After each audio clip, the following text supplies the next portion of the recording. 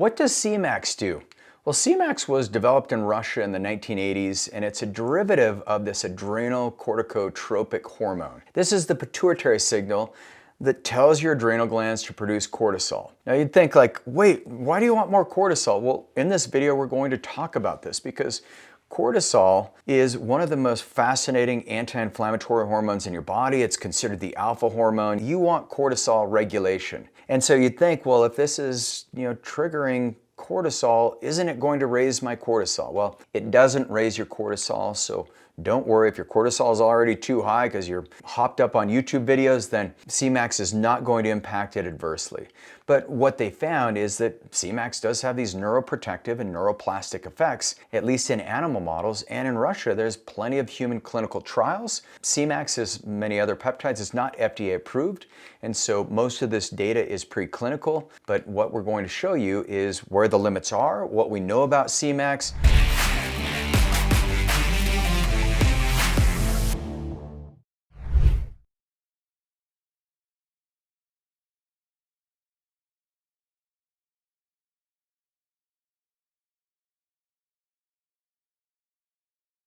I'll tell you, I've been using this peptide for maybe 12 to 13 years, and it's been phenomenal. I'm Regan Archibald, founder of Ageless Future. We're a world leader in longevity medicine. We believe in putting an operating system for your health program. We want to build an operating system that gets improved and upgraded every single month of your life, and so we do peptide stacking and pulsing, but only through 503A compounding pharmacies. So those who want to go deeper, all you do is go to agelessfuture.com, meet with one of my medical providers, get your labs ran, and then maybe they'll tell you Semax is great for you, or maybe they'll say you're too brain dead, your brain is already good enough. All right, they probably won't tell you any of those, but let's talk about Semax. So what is it? Well, Semax is a heptapeptide, so it's 7 amino acids. Now it's very small and been around for 45 years, pushing 50 years. And what it does is it binds on the ACTH portion of the receptor binding affinity in the brain. And so what this means is it dramatically increases the metabolic stability and extends the biological half-lives of this molecule downstream. So you're going to get a nice dose of Semax intranasally, and it's going to activate this pathway within 2 to 5 minutes after you do the spray. And so when you administer it through your nose, the peptide crosses into the cerebral nervous system via the olfactory pathway, so it goes through the olfactory epithelium, the olfactory bulb, into the brain. Now, this is where you can get through the cribriform, and it bypasses the blood-brain barrier almost entirely. Now, you're going to get some attrition in the olfactory spaces, and I know our pharmacists, when they compound it, they do it in a quantity that's appropriate and dose-dependent on what you actually need to consider as an attrition rate. We found that intranasal is the most validated delivery route, but you can also do it subcutaneously. And so the primary mechanism behind BDNF, and that's one of the things we're looking at when it comes to brain health, and there's a study that was published in Cellular and Molecular Neurobiology in 2009, and they looked at the cerebral artery occlusion model in rats. So they took 134 animals across 9 groups to establish what Semax does to neurotropin gene expression in an acutely injured ischemic brain. So ischemic is when you've lost oxygenation to parts of the brain, that tissue dies. It's not good. That's what happens like in strokes or traumatic brain injuries. It's also what's happened to me multiple times in my life, in case you're wondering. So single intranasal dose significantly upregulated BDNF, the brain-derived neurotropic factor. This is a protein also known as Miracle-Gro for the neurons. And what they found is in the ischemic cortex at 3 hours post-occlusion, there was a dramatic improvement of not only BDNF, but also NGF. So that's the nerve growth factor, which contains these cholinergic neurons, which are essential for memory. So the cholinergic, that's where you need lots of acetylcholine, so eat your eggs, because if you want good brain health, you need to have choline there. I like to take phosphatidylcholine, alpha-GPC, citicholine. These are all really important for brain health. They found that after using Semax, they had this upregulation of the NGF and BDNF for, in some cases, 24 hours, and in other cases, it went as long as 72 hours with this upregulation. And so this was the first demonstration that Semax activates neurotrophin transcription in acute brain ischemia. And so the cascade, it's Semax, and then BDNF gets turned on, and then the NGF gene activation. And then you get the TRK beta and TRK alpha receptor upregulation.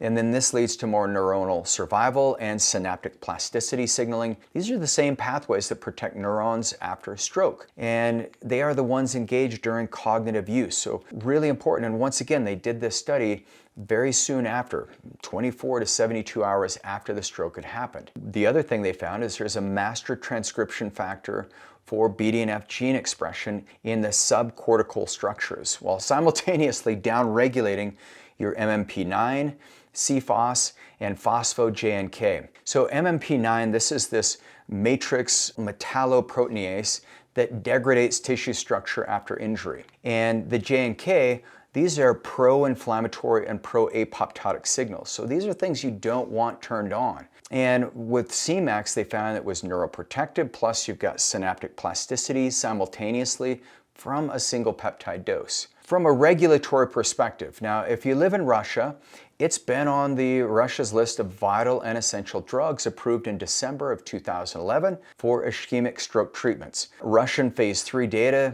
reports 2.4 to 4.7 faster recovery in moderate strokes and a 17-point absolute increase in functional independence at 6 months versus control. There's no FDA or EMA reviews phase 2 or phase 3 trials for Semax that exist yet in English, but if you know how to read Russian, you could dive into these studies. Or now that there's AI, a lot of these studies are very easy to translate and read on your own. Most of the data, the human clinical data, like I mentioned, it's got the Russian origins. One of the most interesting studies they did is they took factory workers and they did a cognitive assessment of these factory workers when they'd work night shifts versus day shifts, and they found that they scored about 20% lower when they were working night shift and sleep deprived. And they found that by using Semax, they were able to improve their cognitive score by the same level as they had on the day shift, and it led to fewer accidents and fewer issues in the laboratory.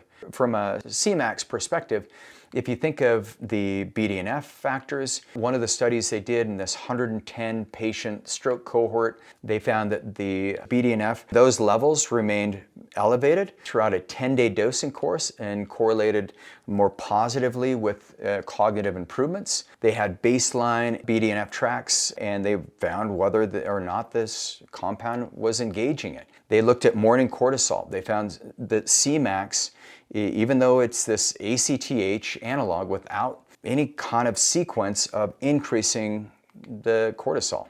And so they found that at therapeutic doses, AM cortisol did not rise. It stayed the same before and after Semax, so that was good. They also looked at ALT and AST. These are very important because you want to look at hepatotoxicity. Once again, there's no specific hepatotoxicity signal that's been reported for Semax.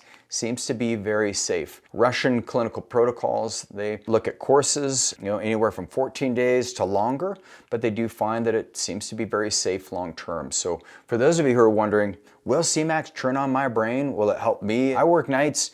Maybe this could be helpful for you. I found Semax to be one of the most powerful peptides to turn on the focus, to turn on the mental clarity, something that I've used for over a decade. Once again, it's not FDA approved, not something I'm recommending you go try, and do not get this on a research use only site. Make sure you work with a licensed medical provider and get your labs ran before you get on any peptide whatsoever. All you need to do if you're like, well, how do I find licensed providers who work directly with 503A compounding pharmacies? Well, go to agelessfuture.com and they'll build a protocol that's safe as they can make it around your set of goals. And for those of you who want to come to one of our peptide parties and maybe learn more about Semax itself, then click on our events page and I'd love to have you attend one of our events here in Utah. I'm Regan Archibald. Thanks for being part of our community. I'll see you on the next show.